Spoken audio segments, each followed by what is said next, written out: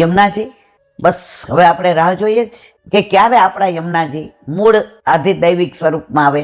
યમુનાજીનું નામ આવે એટલે માં યાદ આવ્યા વિના રહે જ નહીં. આ માં તો તમારી ને મારી આજે જ કરોડો જન્મ પહેલાય હતી અને કરોડો જન્મ પછી હશે.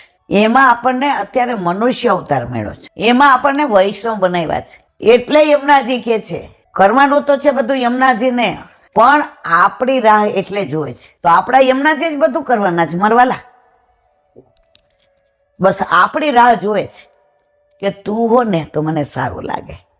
તો આપણે બધા ભેગા થઈ હવે વહેલામાં વહેલી તકે આપણે યુટ્યુબમાં મૂકી દઈશું અને વ્રજમાંથી આવીને તરત આપણે બધા ઈમેલ અને પોસ્ટકાર્ડ કરી મોદીજીને વિનંતી કરશું કે જેમ બને તેમ અમારી માને મૂળ સ્વરૂપમાં આવે તો અમે બધા વૈષ્ણવ અમારો રાજીપો વ્યક્ત કરીશું.